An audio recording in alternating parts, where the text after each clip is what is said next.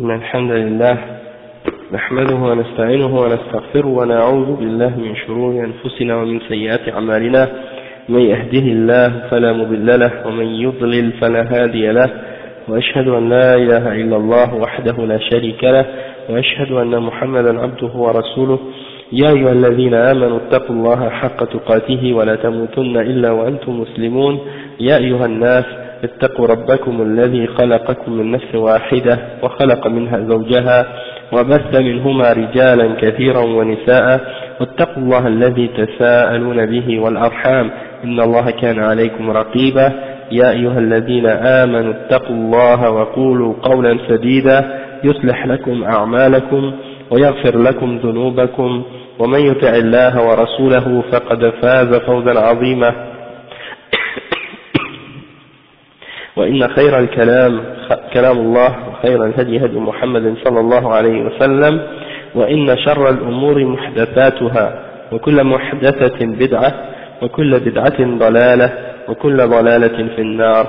أما بعد، alhamdulillah, aujourd'hui, Inch'Allah, on va faire le dars sur cours qui, le titre c'est Haqiqat al-Tasawwuf.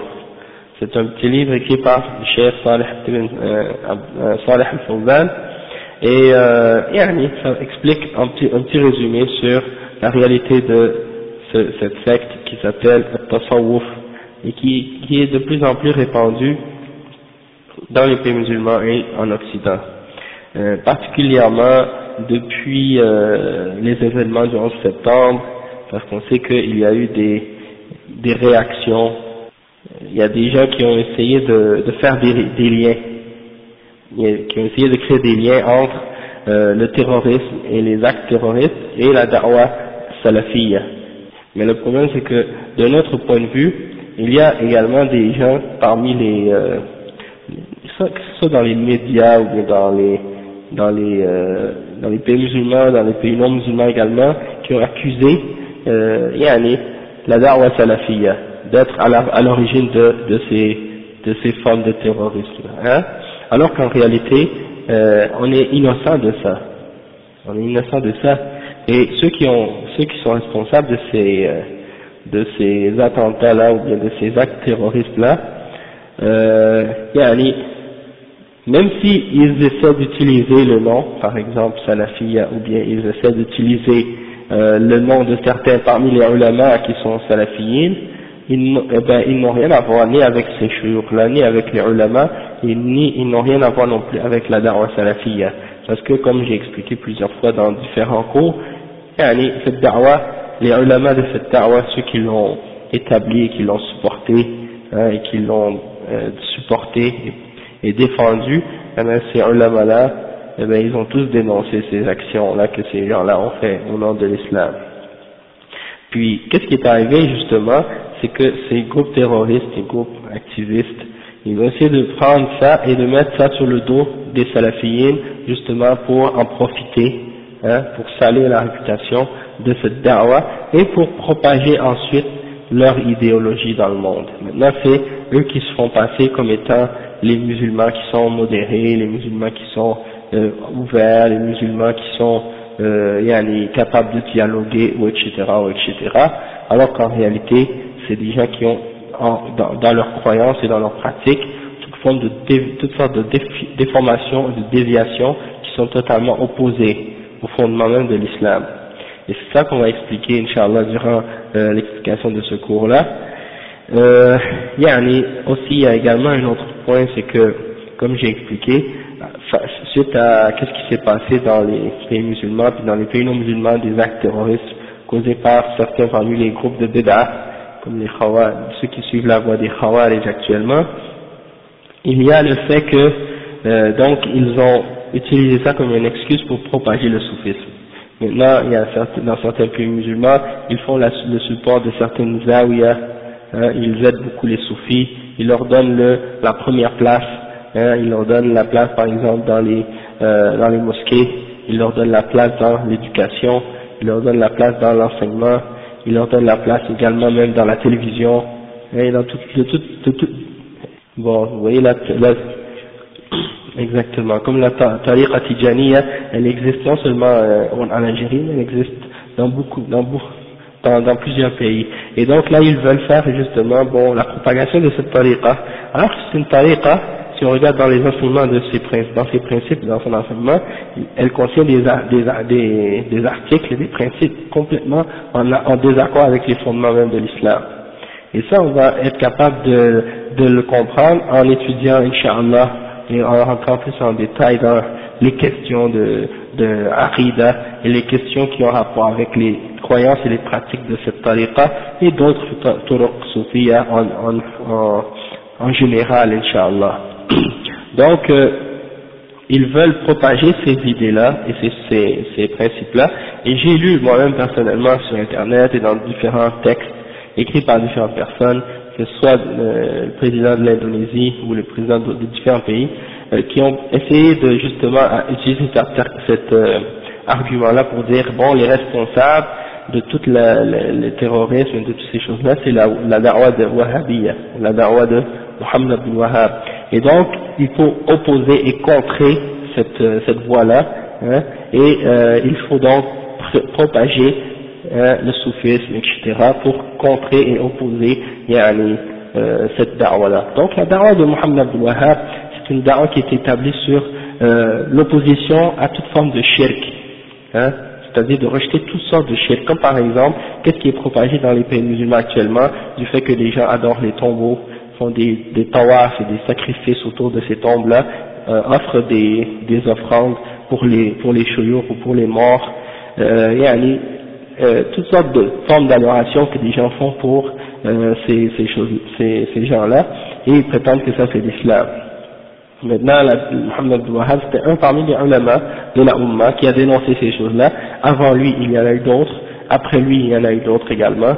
Et donc, c'est pas une personne, disons que c'est plutôt juste un des ulama qui est venu réformer et ramener le message pur de l'islam, tel qu'il était enseigné par le prophète Muhammad sallallahu alayhi wa sallam, mais il n'a rien amené de nouveau. Hein.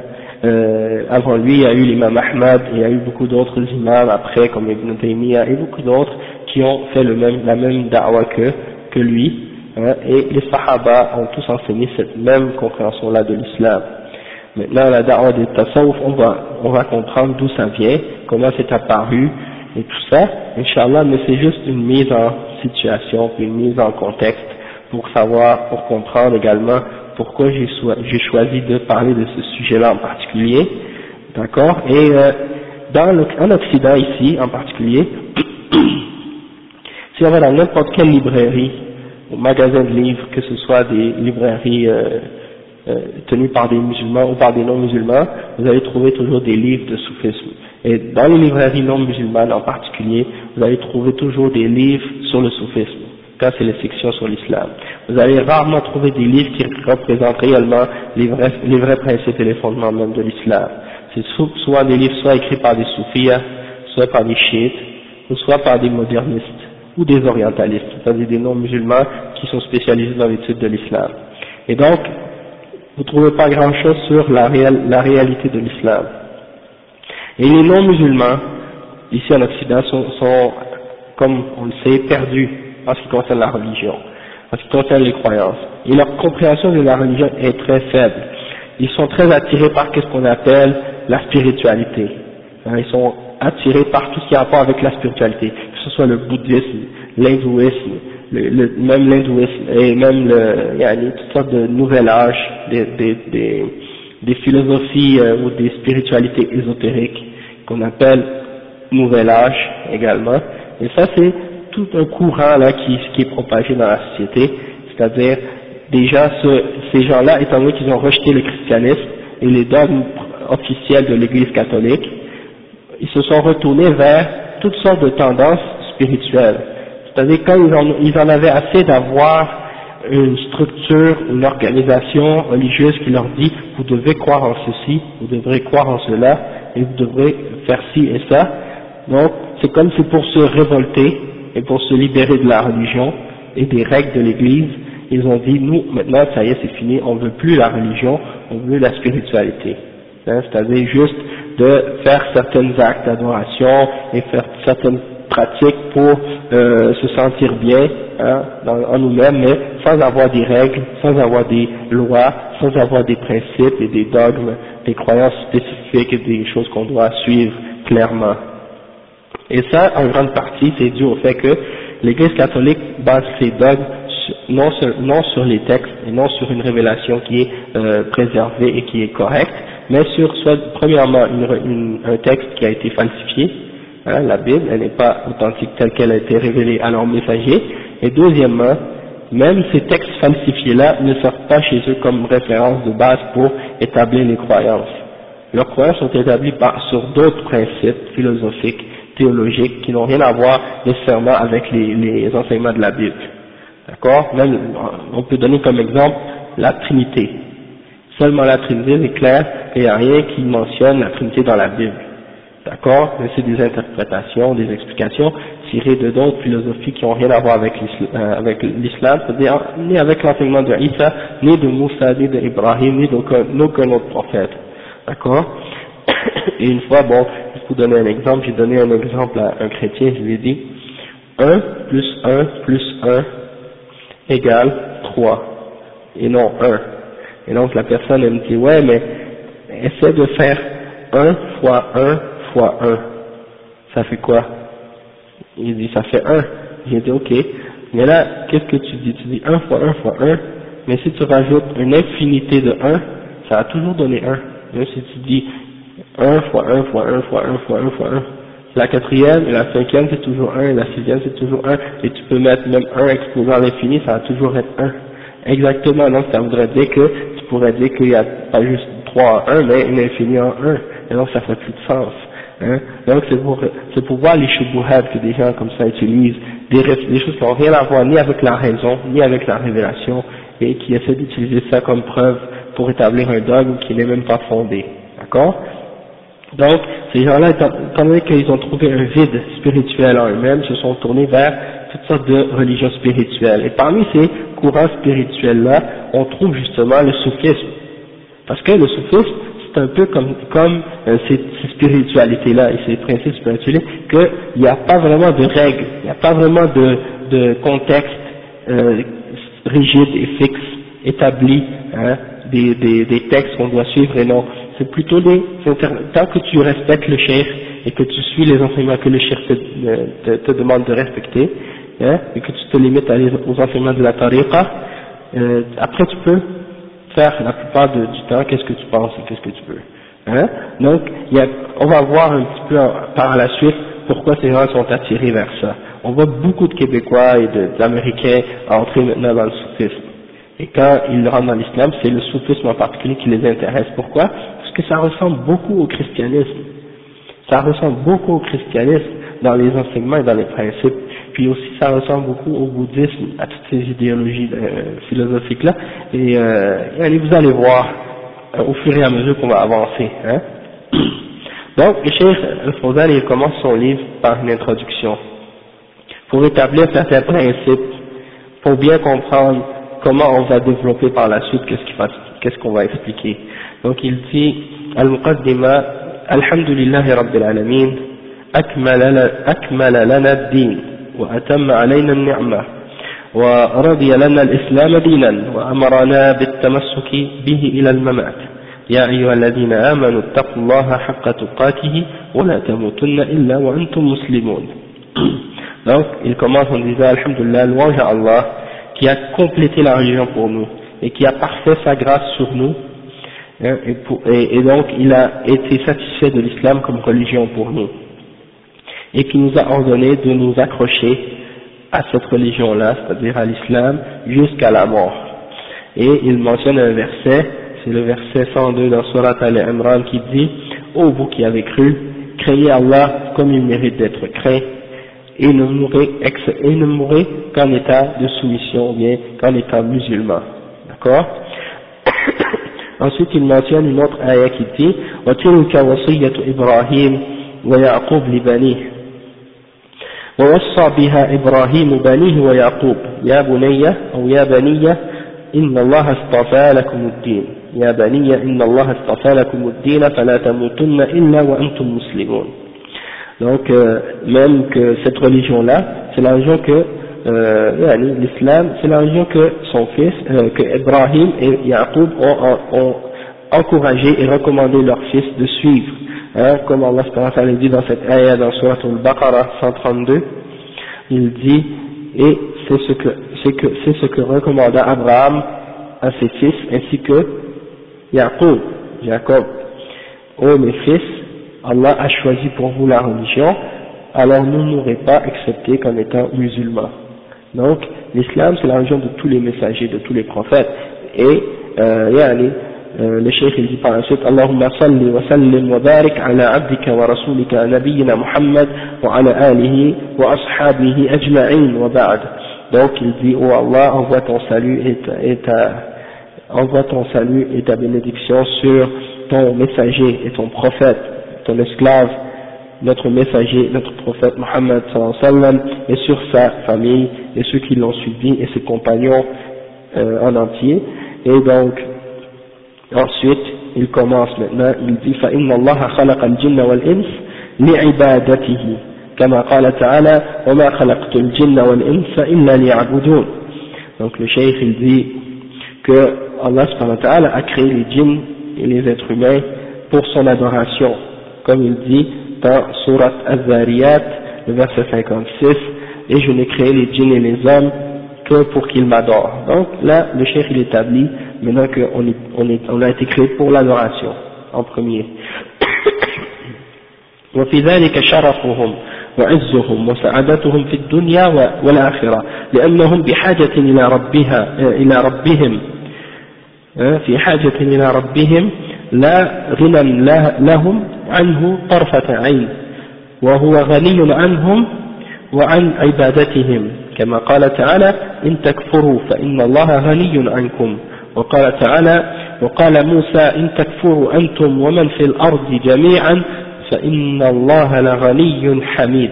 Donc le cheikh il dit que le fait qu'on a été créé pour l'adoration d'Allah subhanahu wa ta'ala, et ça en réalité c'est quelque chose qui nous anoblit, qui fait partie qui est une forme de quelque chose qui nous anoblit et qui nous amène une certaine puissance, une force, une fierté, une izza et un bonheur dans cette vie et dans notre vie par la suite.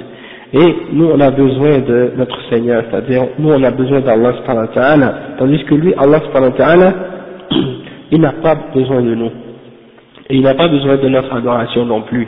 Donc nous on ne peut pas se passer de lui, même pas d'un clin d'œil, tandis que lui, Allah subhanahu wa ta'ala, il n'a pas besoin du tout de nous, d'accord? Et il mentionne des preuves de ça, il dit, comme Allah subhanahu wa ta'ala, il dit, si vous rejetez la foi, vous tous, si vous rejetez la foi, alors Allah, sachez qu'il n'a pas besoin de vous et il se suffit à lui-même, donc il peut bien se passer de vous. Donc il n'a pas besoin de nous, il n'a pas besoin de notre adoration, nos prières, nos jeûnes et tout ça, c'est pas pour lui, mais c'est pour nous en réalité. D'accord? Et ça c'est un verset qui est dans Surat Al-Zumar, le verset 7, et dans un autre verset, Allah subhanahu wa ta'ala il dit, وَقَالَ Moussa, et Moïse a dit, si vous rejetez la foi, vous, ainsi que tous ceux qui sont sur la terre, Allah subhanahu wa ta'ala, sachez qu'il est celui qui se suffit à lui-même, le riche, et il est Al-Hamid, il est Hamid, c'est-à-dire celui qui est digne de louange. Donc le cheikh dit وَالْعِبَادَةُ حَقٌّ لِلَّهِ عَلَى خَلْقِهِ وَفَائِدَتُهَا تعود إليهم فمن أبى أن يعبد الله فهو مستكبر ومن عبد الله وعبد معه غيره فهو مشرك ومن عبد الله وحده بغير ما شرع فهو مبتدع ومن عبد الله وحده بما شرع فهو المؤمن الموحد. Donc ici le chef il explique que il a divisé les hommes en 4 catégories. Le premier c'est al-mustakbir, le deuxième c'est al-mushrik, le troisième c'est al-mubtadi' et le quatrième c'est le mu'min al-muwahhid. Et là il a expliqué, pour ces 4 catégories là, il a donné c'est quoi leurs caractéristiques. Et le premier, il dit, il faut bien comprendre en premier que al-ibada c'est un des droits qui est unique à Allah subhanahu wa ta'ala. Tout le monde aujourd'hui parle des droits de l'homme, des droits de l'homme, des droits de l'homme. Mais Allah subhanahu wa ta'ala, il a des droits sur nous. Allah, il a des droits sur nous. D'accord? Donc ça veut dire que parmi les droits d'Allah subhanahu wa ta'ala, c'est quoi? Le plus important, c'est al-ibadah. Il a ce droit-là sur nous. C'est-à-dire, nous, on est obligé de lui vouer un culte et de l'adorer. C'est pour ça qu'il nous a créés, comme on a dit tout à l'heure. Mais, comme on a expliqué, il n'a pas besoin de notre adoration, donc le bienfait de cette adoration-là, elle revient à nous-mêmes, et non pas à lui. Le bienfait de cette ibadah, c'est pour nous.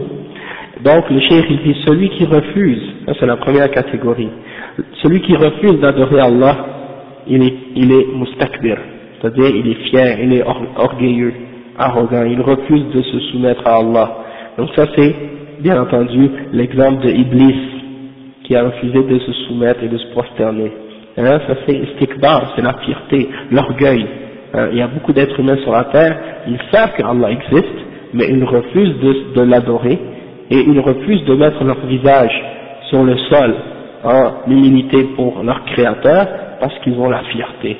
Et ils ont dit, je suis quelqu'un, je suis important, je suis grand, je ne peux pas mettre mon visage par terre. Parce que la chose la plus noble et la plus importante dans l'être humain, c'est quoi? C'est son visage. Et donc, le sol, c'est l'endroit où on marche avec nos pieds.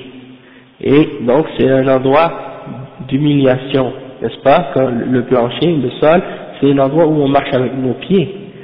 Et donc, quand on met notre visage à l'endroit où on met nos pieds, c'est un signe d'humiliation, d'humilité. Et on s'humilie pour Allah subhanahu wa ta'ala seulement. Donc, quelqu'un qui a de l'orgueil et de la fierté dans son cœur, il refuse de mettre son visage sur le sol par terre. Pourquoi? Parce qu'il se dit, je ne vais pas mettre mon visage à la même place que je mets mes pieds. Hein? Il est fier. Exactement. Donc, il y a beaucoup d'êtres humains. Ils disent pas que Allah n'existe pas. Ils disent pas, non, je crois pas en Dieu. Ils disent, oui, Dieu existe. Il y a une force, il y a quelque chose qui existe. Mais je refuse de prier. Je refuse de jeûner. Je refuse d'obéir. Ça, c'est l'istikbar. Ça, c'est la première forme de kufr. C'est la forme que Iblis a ramenée. C'est-à-dire quand il a refusé de se prosterner. Hein? Et cette forme de istikbar, elle a différentes manifestations. D'accord? Et donc, en réalité, de se prosterner devant Allah subhanahu wa ta'ala, c'est un signe d'humilité envers Allah, mais en même temps, c'est un signe d'honneur pour le mu'min. Parce que c'est par ça que, quand tu te rabaisses devant Allah, Allah c'est là qu'il t'élève. Celui qui cherche à s'élever par autre d'Allah, oui. Comme le frère a dit, c'est l'endroit, lorsqu'il est prosterné, c'est le moment où il est le plus près d'Allah subhanahu wa ta'ala. Donc, ça montre que la grandeur du sujoud. Hein, et Iblis, quand il voit quelqu'un se prosterner, ça le met en colère, et en même temps il déteste la personne quand elle se prosterne. Elle dit, on m'a ordonné de me prosterner et j'ai refusé. Et il voit les êtres humains maintenant se prosterner. Donc c'est quelque chose qui l'enrage. Donc, celui qui refuse d'adorer Allah subhanahu wa ta'ala, c'est al-mustakbir, ça c'est le premier. Deuxièmement, celui qui a adoré Allah subhanahu wa ta'ala, mais qui a adoré en même temps quelqu'un d'autre avec Allah.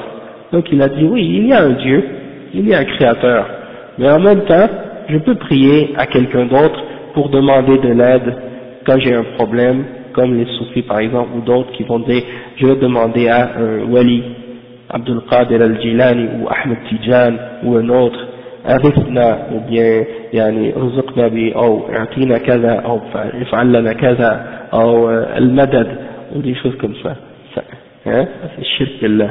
Donc il يعبد الله يدعو الله أحيانا يدعو الله وحده لكن في نفس الوقت أحيانا يدعو غير الله يعني il ne voit pas de contradiction dans le fait qu'il adore avec Allah quelqu'un d'autre, comme les chrétiens qui prient à Jésus, à Marie, à Joseph, à toutes sortes de saints. Il croit que ça c'est correct. Et les hindous et les bouddhistes et tous les autres qui adorent autre qu'Allah sur la terre, eh ben c'est la même chose. Et chez les juifs, la même chose. Ils ont une série de saints, ils vont sur leur tombe et ils les invoquent en dehors d'Allah. Donc tout ça c'est la même chose. Pour ces gens-là, c'est tous des mouchriquins. Et après, il dit également, le cheikh, وَمَنْ عَبَدَ اللَّهُ وَحْدَهُ بِغَيْرِ مَا شَرَعَ c'est-à-dire, là c'est la troisième catégorie. Quelqu'un, il dit, ok, moi j'adore juste Allah, je crois en Allah seul, j'adore Allah subhanahu wa ta'ala, et j'adore pas d'autre avec lui. Sauf que je l'adore pas à la façon qu'il m'a demandé. Je suis pas les règles du prophète sallallahu alayhi wa sallam. Je vais adorer Allah seul, mais je vais suivre ma propre façon pour prier, ma propre façon pour jeûner. Hein? Et donc quand quelqu'un va faire ça, eh bien, il sort de la sunna. Et cette adoration-là, elle va pas être acceptée parce qu'elle n'a pas été en accord avec les règles de l'adoration. Et ça, on va donner des exemples après, Inch'Allah. Et la quatrième catégorie que le cheikh a mentionné, c'est celui qui a adoré Allah lui seul. Man abada Allah wahdahu bima shara, fahuwa al-mu'min al-muwahhid. C'est celui qui a adoré Allah subhanahu wa ta'ala lui seul et qui l'a adoré selon qu'est-ce qu'il a enseigné et qu'est-ce qu'il a commandé. Celui-là c'est qui? C'est al-mu'min, c'est le vrai croyant, et c'est lui qui est al-muwahhid, c'est-à-dire celui qui a réellement établi le tawhid et qui a unifié Allah subhanahu wa ta'ala. Donc, ça veut dire que nous on doit faire partie tous de cette quatrième catégorie-là, si on est musulman. D'accord? Si on est musulman, on doit faire partie de cette quatrième catégorie-là. Cheikh ensuite il dit وَلَمَّا كَانَ الْعِبَادِ في ضرورة إلى العبادة ولا يمكنهم أن يعرفوا بأنفسهم حقيقتها التي ترضي الله سبحانه وتوافق دينه لم يكلهم إلى أنفسهم بل أرسل إليهم الرسل وأنزل الكتب لبيان حقيقة تلك العبادة كما قال تعالى ولقد بعثنا في كل أمة رسولا أن يعبدوا الله واجتنبوا الطاغوت. Donc le cheikh il dit que les serviteurs, les êtres humains, on a besoin de connaître qu'est-ce que c'est al-ibada et comment le faire, comment adorer Allah subhanahu wa ta'ala. Et le cheikh il dit que c'est pas possible pour les êtres humains de connaître comment adorer Allah subhanahu wa ta'ala par eux-mêmes. C'est-à-dire on ne peut pas connaître par notre raison ou par nos propres moyens qu'est-ce qui fait plaisir à Allah, qu'est-ce qui le satisfait, qu'est-ce qui est en accord avec sa religion. On ne peut pas le savoir par nous-mêmes. Et Allah subhanahu wa ta'ala, il nous a pas laissé comme ça sans nous montrer qu'est-ce qu'on doit faire, qu'est-ce qu'on doit connaître, comment on doit adorer. Il nous a envoyé des messagers et il nous a envoyé des livres pour clarifier la réalité de cette adoration-là. D'accord? Mais les kuffars, qu'est-ce qu'ils disent? Ils disent, Allah nous a mis sur la terre, il nous a pas envoyé de messagers, il nous a pas envoyé de livres, il nous a laissé comme ça, aveugles, perdus, égarés, comme des animaux sur la terre. Et on doit donc par nous-mêmes décider et choisir qu'est-ce qu'on doit faire et comment on doit le faire. Et on doit se faire des règles entre nous pour décider comment diriger les gens. Et ça, c'est la mentalité des kuffars aujourd'hui. Et ça, c'est la base du principe de la démocratie et de la laïcité puis des autres systèmes de kufr. C'est-à-dire que l'être humain sur la terre, il est ignorant, perdu et égaré, sans guide, sans lumière, pas de livre, pas de prophète, pas de messager, aucune guidance. Il doit décider par lui-même et choisir et essayer de comprendre qu'est-ce qui est bon, qu'est-ce qui est pas bon, qu'est-ce qui est bien, qu'est-ce qui est pas bien, qu'est-ce qui est pur, qu'est-ce qui est impur, qu'est-ce qui est légal, qu'est-ce qui est illégal, faire ses propres lois, essayer de s'organiser sur la terre. Et nous on dit, c'est pas vrai. Allah subhanahu wa ta'ala, il n'a pas laissé les êtres humains comme ça, comme des animaux perdus et égarés. Il leur a envoyé des livres, il leur a envoyé des messagers avec des livres pour les guider, pour leur montrer le droit chemin. N'importe qui d'entre nous, si on va aller acheter au magasin un produit ou un article, n'importe quoi, il vient toujours avec un mode d'emploi. Tu vas pas trouver un objet, un appareil, un instrument sans qu'il y ait avec un mode d'emploi pour savoir comment l'utiliser. Parce que le fabricant de cet appareil, il doit te montrer quelles sont les applications, comment les utiliser. Sinon, tu vas soit briser la machine ou l'appareil, ou bien tu vas même pas être capable de l'utiliser du tout. Hein? Donc c'est la même chose. Allah subhanahu wa ta'ala ne peut pas mettre des êtres humains sur la terre sans leur montrer qu'est-ce qui est bon pour eux, sans les guider dans le droit chemin. Si des gens croient que Allah subhanahu wa ta'ala est comme ça, c'est-à-dire qu'ils croient en un Dieu qui n'a pas de sagesse, il croit un Dieu qui n'a pas de miséricorde pour sa créature, hein, et ça c'est pas concevable en ce qui concerne Allah subhanahu wa ta'ala. Donc il ne peut pas laisser les êtres humains dans l'ignorance et dans l'égarement, il faut qu'il leur montre et qu'il leur donne un moyen de connaître la vérité, d'accord? Donc c'est pour ça que le cheikh il dit, on a suscité dans chaque nation, ça c'est un verset dans Surat al-Nahl, le verset 36, on a fait susciter dans chaque nation un messager pour qu'il dise aux gens, adorez Allah seul et écartez-vous du Tarout. Hein? Donc comme on a donné l'exemple tout à l'heure que Allah subhanahu wa ta'ala ne peut pas nous laisser dans l'égarement en ce qui concerne les règles de la vie, et le plus important d'entre ces choses-là dans les règles de la vie, c'est bien entendu de savoir qui il est, hein, de nous faire connaître quelque chose à propos de lui, pour qu'on sache qui il est, Allah subhanahu wa ta'ala, hein, c'est qui notre créateur, on a besoin de le connaître. Si on veut l'adorer, et qu'on ne le connaît pas, on ne peut pas l'adorer, hein, donc il faut qu'on le connaisse, et il faut qu'on connaisse qu'est-ce qu'il aime, qu'est-ce qu'il veut de nous, pourquoi il nous a créés. Si tu restes comme ça sans savoir, alors ça veut dire que tu vis comme un animal, tu vis comme un animal sur la terre, tu sais même pas pourquoi tu es créé, pourquoi tu vis. Et l'animal, peut-être qu'il est mieux que toi dans ce sens-là. Pourquoi? Parce que l'animal, lui, il se pose pas de questions, il suit son instinct. Il suit l'instinct qu'Allah lui a donné, comment Allah l'a créé. Il se pose pas de questions.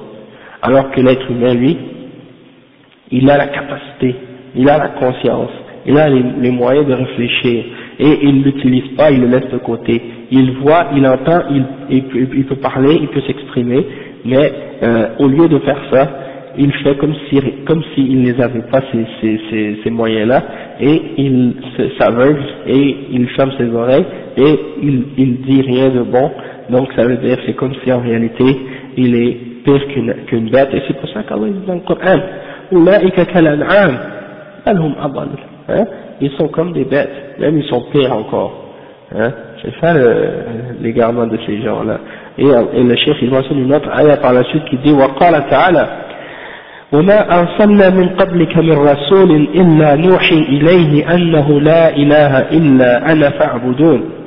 Donc le cheikh il dit, et Allah subhanahu wa ta'ala il dit dans le verset Surat Al-Anbiya, le verset 25, et nous n'avons envoyé avant toi, nous n'avons envoyé aucun messager avant toi, excepté que nous lui avons révélé, il n'y a pas d'autre qui mérite d'être adoré excepté moi, alors adorez-moi.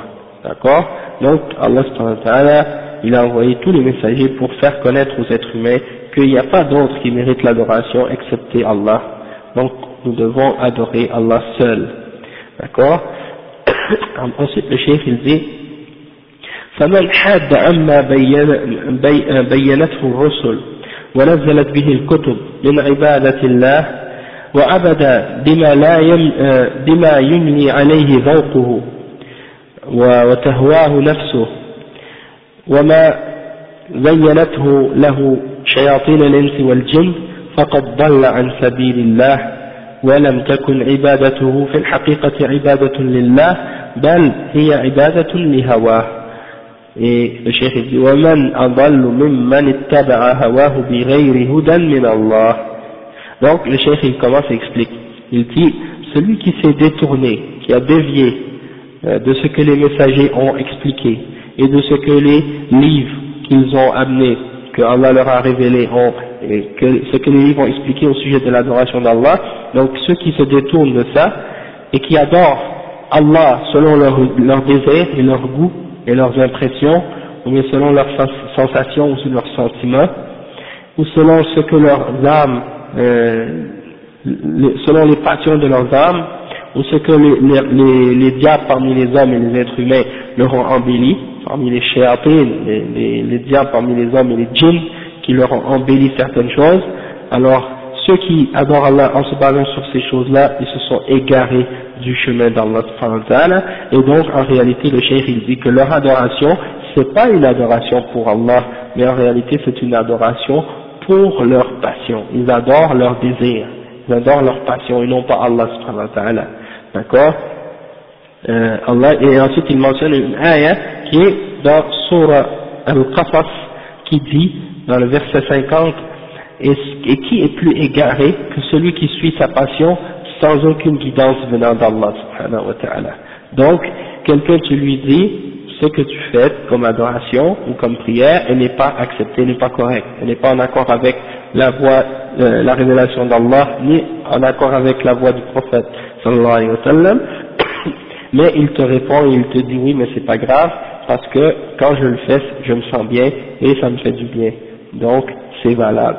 Et donc le cheikh explique, il dit ces gens-là qui se basent juste sur leurs sensations, sur leurs sentiments, sur leurs désirs, sur leurs passions, sans se baser sur une révélation qui vient d'Allah subhanahu wa ta'ala, c'est pas Allah qui les adore, ils adorent leurs désirs, ils adorent leurs passions, ils adorent leur hawa, comme on dit en arabe, yattabi'una ahwa'ahum.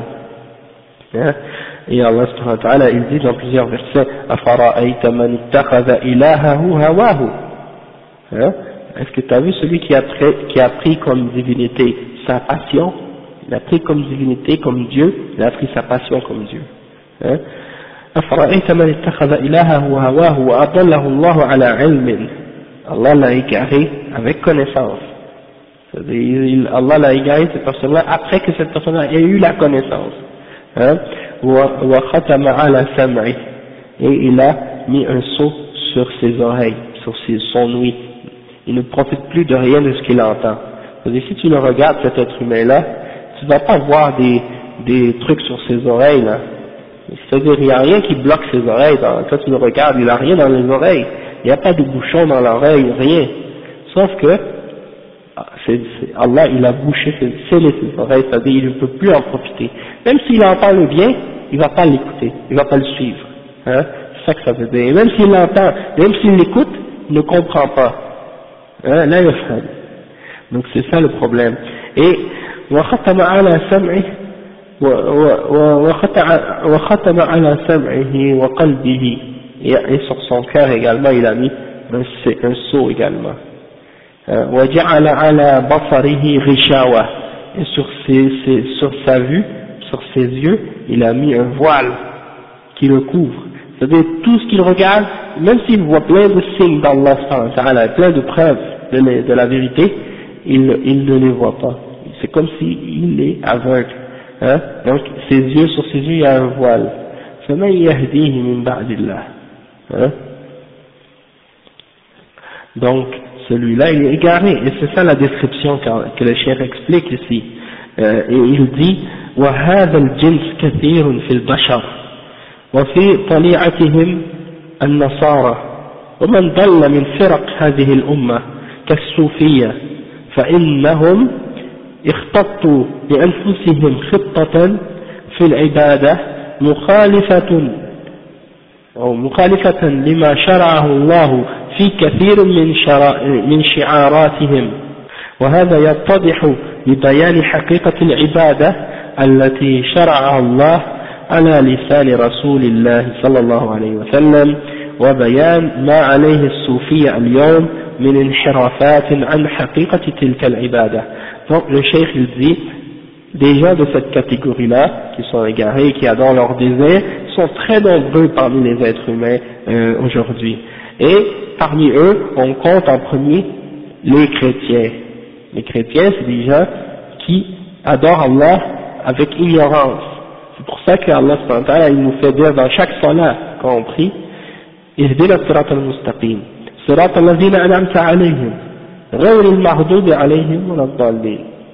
Guide-nous sur le chemin, le bon chemin, al-mustaqim, le droit chemin. صراط الذين أنعمت عليهم, le chemin de ceux sur qui tu as mis ta grâce, ta ni'ma. غير المغضوب عليهم, et non pas le chemin de ceux qui ont encouru ta colère. Et ça c'est al-Yahoud. Pourquoi al-Yahoud? Parce qu'ils ont la connaissance, mais ils n'ont pas appliqué la connaissance. Voilà, dallin, ils n'ont plus le chemin des égarés. Et les égarés, c'est qui? C'est al-Nasara. Pourquoi? Parce qu'ils n'ont pas la connaissance, ils sont ignorants. La plupart d'entre eux sont égarés. Ils ont un livre qui est falsifié, qui est faux, rempli d'égarements, et ils se basent sur ça. Donc, ils n'ont pas de connaissance. Et ils essaient d'établir l'adoration d'Allah en se basant sur l'ignorance. Et donc, ils s'égarent. Ils n'ont pas de guidance, ils n'ont pas de lumière. Donc, ils n'ont pas de guidance. Et donc, Allah les a appelés les égarés. Et donc, l'exemple de ces gens-là, c'est les chrétiens. Et ceux parmi les sectes de la Ummah, qui sont égarés également, et qui ont suivi leur exemple, c'est comme exemple les soufis. Le prophète sallallahu alayhi wa sallam, il nous a dit que cette Ummah va se diviser en 73 sectes. Le prophète sallallahu alayhi wa sallam a dit افترقت اليهود على 71 فرقة وافترقت النصارى على 72 فرقة وستختلف هذه الأمة على 73 فرقة كلها في النار إلا واحدة قيل من هي يا رسول الله قال ما أنا عليه اليوم أو من كان على ما أنا عليه اليوم وأصحابي. Donc le prophète sallallahu alayhi wa sallam il a dit que les juifs se sont divisés en 71 sectes, les chrétiens se sont divisés en 72 sectes, et la Ummah du prophète Mohammed sallallahu alayhi wa sallam va se diviser en 73 sectes, hein, et il a dit le prophète sallallahu alayhi wa sallam, elles seront toutes en enfer, bien sûr elles seront pas éternellement en enfer, c'est-à-dire ils sont parmi les musulmans, sauf que muwahhidoun, ce ne sont pas des mouchriquins, ce sont des musulmans. Donc ils sont parmi les gens qui ont désobéi, qui ont dévié. Ils seront en enfer pour une période que seul Allah connaît. Et puis par la suite, Allah subhanahu wa ta'ala, il va les faire sortir. Mais seul Allah sait quand ils vont sortir. Toutefois, ce sont des gens égarés de la sunna. Hein, donc il a dit, kulluha fin nar, elles seront toutes dans l'enfer, excepté une. Et là, les Sahaba ont demandé, parce que c'est les gens les plus soucieux de connaître la guidance, et c'est les gens les plus soucieux de connaître la vérité. Alors il a dit quoi? Il a dit c'est qui? Manhum ya Rasulullah, c'est laquelle? C'est fulana ya Rasulullah, oui, c'est laquelle qui va être dans le paradis? Il a dit c'est celle qui sera sur moi, qu'est-ce que je suis aujourd'hui, et mes compagnons. Donc ceux qui suivent l'exemple du prophète Muhammad sallallahu alayhi wa sallam et l'exemple des compagnons du prophète Muhammad sallallahu alayhi wa sallam, c'est eux qui sont sur cette secte ou cette groupe sauvé qui va pas aller en enfer, Inch'Allah. D'accord? Et ça c'est l'obligation de chaque musulman d'essayer de la connaître et de les suivre.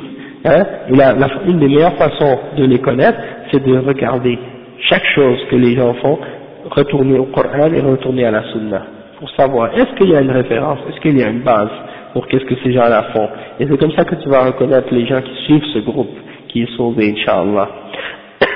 C'est pas un groupe qui est à un endroit spécifique dans le monde et qui ont un chef et qui sont réunis autour de lui. Ils peuvent être en Chine, ils peuvent être en Espagne, ils peuvent être au Canada, ils peuvent être au Maroc ou en Tunisie ou partout. C'est pas spécifiquement un endroit spécifique et c'est pas une époque spécifique. C'est des gens qui suivent la même compréhension de l'islam, peu importe où ils sont. Et ils existent à toutes les époques, alhamdulillah. Et aujourd'hui, ils existent encore, ce sont les salafiyya, ce sont les salafiyoun, et ce sont ceux qui suivent le Coran et la Sunna, et qui font les efforts pour respecter les règles du Coran et de la Sunna, et de rejeter les innovations et les bid'ah. Donc, ça c'est l'exemple. Tandis que, on voit que parmi les sectes, donc, de cette Ummah qui ont dévié, on compte As-Soufiyya. Et le chef, il dit que ces gens-là, ils se sont dessinés pour eux-mêmes une ligne, hein, ils se sont dessinés une ligne pour l'adoration, qui est contraire à ce que Allah et son messager avaient établi comme principe et comme règle. Et ça, c'est clair lorsqu'on connaît la réalité de l'adoration qu'Allah nous a prescrit d'établir, selon les paroles du prophète Mohammed sallallahu alayhi wa sallam. Et lorsqu'on va clarifier la réalité de ce que pratiquent les soufis aujourd'hui, de déviation et d'égarement, on va comprendre que ces gens-là sont loin de la réalité de l'adoration qu'Allah nous a commandé d'établir. D'accord? Et donc le cheikh il a donné l'exemple que ces gens-là se sont fait une ligne de conduite ou une ligne à suivre dans l'adoration qui est contraire à la ligne du prophète sallallahu alayhi wa sallam. Et ça fait penser en même temps à l'exemple que le prophète sallallahu alayhi wa sallam a donné justement au sujet de la ligne qu'il a fait. Il a tracé par terre une ligne droite. Il a tracé une ligne droite sur le sol. Et il a dit, ça c'est le chemin d'Allah. Ensuite, il a fait à gauche et à droite de cette ligne plein de petits traits. Et il a dit, ça c'est les voies du shaitan. D'accord? Donc, il a dit ça, c'est Siratullah. Et là, il a mentionné l'ayah.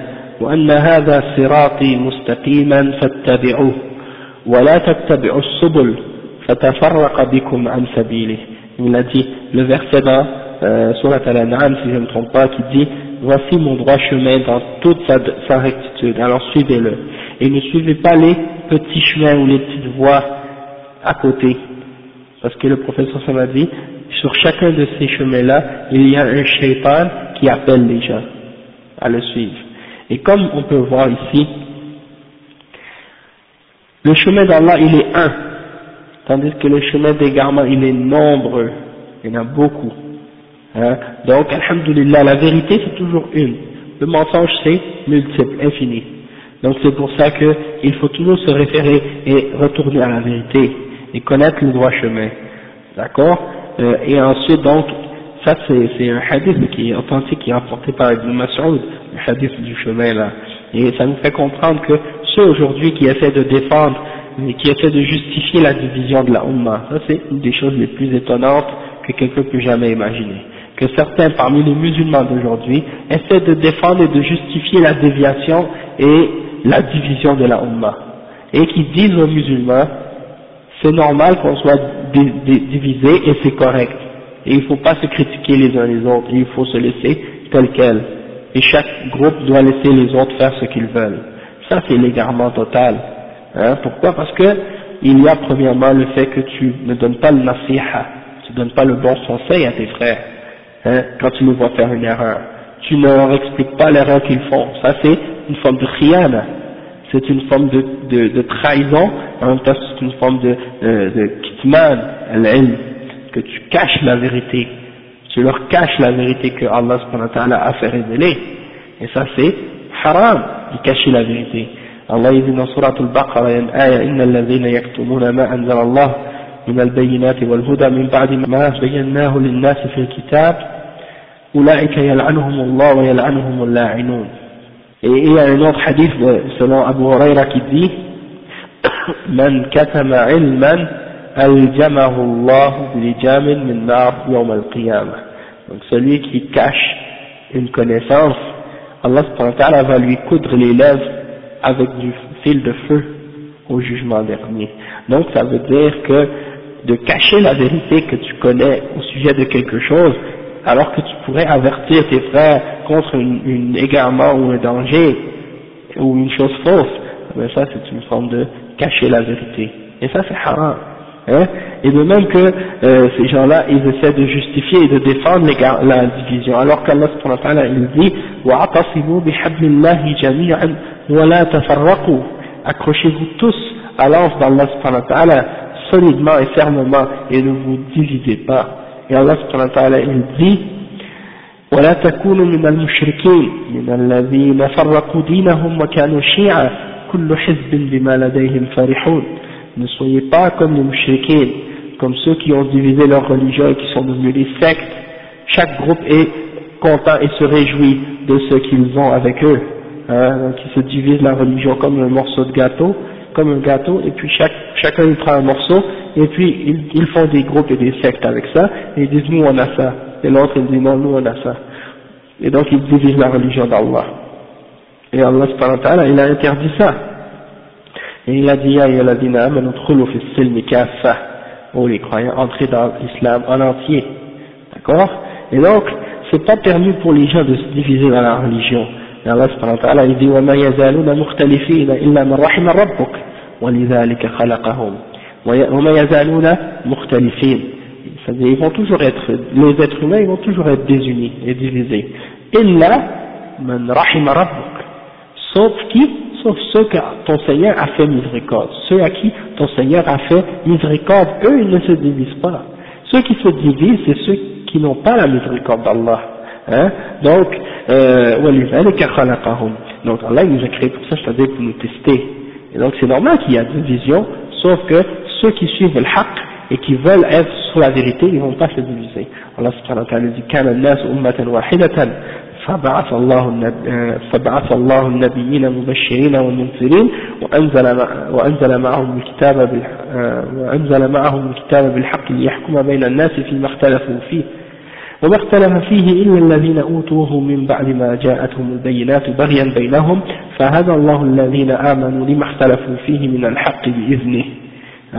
Donc dans cette ayah, Allah subhanahu wa ta'ala il explique, il dit que les hommes formaient une seule communauté, et il leur a envoyé des livres, des messagers. Les gens ils étaient tous des mu'minines à l'origine, tous des croyants, et Allah il leur a envoyé par la suite des livres, des messagers pour qu'ils soient capables de juger entre les gens dans les désaccords qu'ils avaient.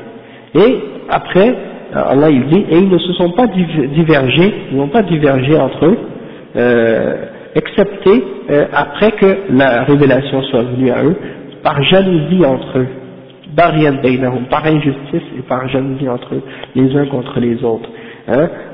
Et Allah il a dit par la suite فَهَذَا اللَّهُ الَّذِينَ آمَنُوا لِمَا اخْتَلَفُوا فِيهِ مِنَ الْحَقِّ بِإِذْنِهِ. Donc Allah a guidé ceux parmi eux qui étaient croyants vers la vérité au sujet des choses auxquelles ils étaient en désaccord, par la permission d'Allah. Donc ça veut dire que ceux qui sont vraiment des mu'minines, qui veulent vraiment suivre la vérité, ils ne vont pas se diviser, ils vont s'unir sur la vérité. Et c'est ça qu'on dit à la Ummah et à tous les musulmans, réunissez-vous sur le haqq, réunissez-vous sur le haqq, et non pas sur le juste se réunir pour le fait de se réunir. Et c'est ça l'erreur de beaucoup de jama'at, beaucoup de groupes aujourd'hui, qui disent on veut juste se réunir en tant que musulmans, peu importe qu'est-ce qu'on fait. Et ça c'est incorrect. Les salafs ils étaient tous unis sur une seule aqidah. Maintenant tu vois un groupe, le fondateur de ce groupe il était soufi, d'une tariqa shaziliya. Par exemple Hassan al-Banna, fondateur des Ikhwan Muslimin.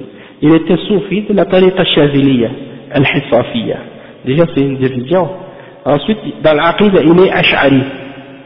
Est-ce que les sahaba ils étaient des soufis, ils faisaient partie d'une tariqa? Est-ce qu'ils étaient dans l'aqidah des ash'aira? Les salafs? Jamais de la vie. Abu al-Hassan al-Ash'ari il est né en 260. En 260 Hijri. Et pendant 40 ans il était mu'tazili, sur la secte des mu'tazila. Donc ça veut dire pendant 40 ans, de 260 à l'an 300, il était sur la aqidah des mu'tazila. Donc il est venu après les 3 premières générations des salafs, les 3 siècles préférés. Et il est venu avec une aqidah qui est en contradiction avec la aqidah des salafs. Il a réfuté les ash'aira, il a réfuté des mu'tazila avec des idées qui sont presque les mêmes que celles des mu'tazila en ce qui concerne la négation des attributs, en ce qui concerne al-qadar, en ce qui concerne le tawhid et beaucoup d'autres aspects. Il est rentré dans ilm al-kalam et d'autres choses. Par la suite, Allah a fait qu'il se repente à la fin de sa vie et qu'il est revenu à la voie de Ahl Sunnah wal Jama'a. Il a écrit un livre qui s'appelle Al-Ibana fi Usul al-Diyana. C'est un livre dans lequel il a clarifié qu'il est revenu à la position de Ahl Sunnah wal Jama'a dans le fait d'affirmer les attributs d'Allah subhanahu wa ta'ala, et il a cru à la voie de l'imam Ahmad comme ça a été expliqué dans son livre. Mais ces gens-là, la plupart, si vous voyez les soufis aujourd'hui, dans leur pratique religieuse, dans leur façon d'adorer, ils sont soufis, mais dans leur aqidah, ils sont ash'ara ou maturidiya, si ce sont des Pakistanais ou des Turcs.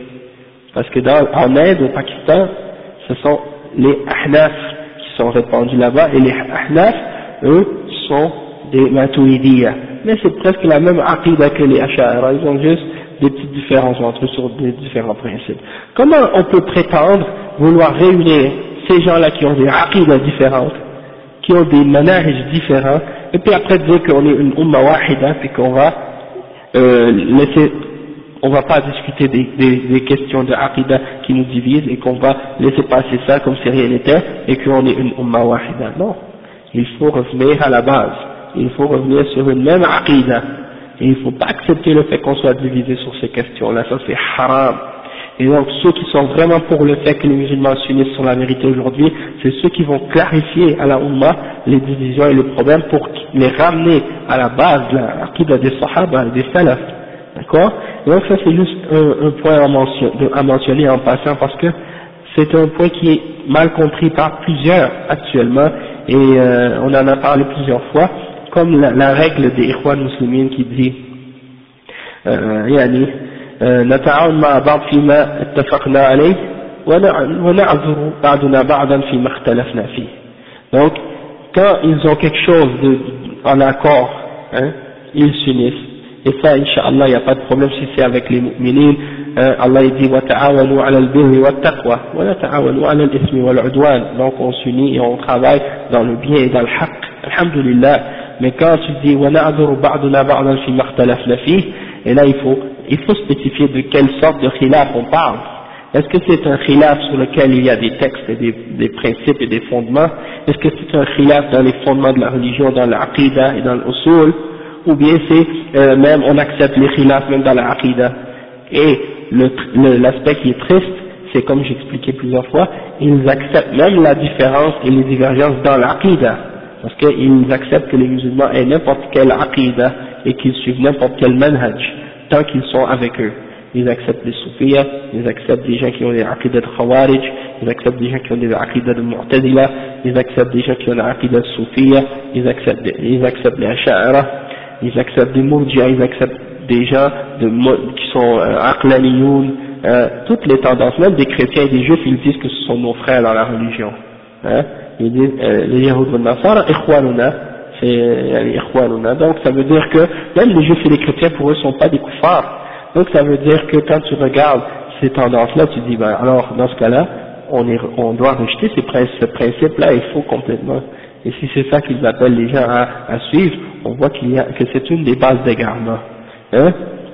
Parce que les soufis, comme on va comprendre plus tard, c'est un des groupes parmi les musulmans qui appellent les gens à qu'est-ce qu'on appelle tawhid al-adyan, de dire qu'il n'y a pas de différence entre les religions, on est tous une seule religion, ok? Et il faut tous s'unir sur qu'est-ce qu'on est d'accord, hein? C'est-à-dire qu'il y a un Dieu qui existe et tout. On oublie nos divergences et nos différences. Et il faut tous s'unir et une interprétation un peu humaniste de la religion, c'est-à-dire l'important c'est qu'on fait le bien et qu'on est tous des êtres humains. C'est pas de suivre telle ou telle religion ou des choses comme ça. Hein? Donc, on va y revenir, Inch'Allah. Donc on va s'arrêter ici, puis on continuera mercredi prochain pour l'explication de ça, bismillah.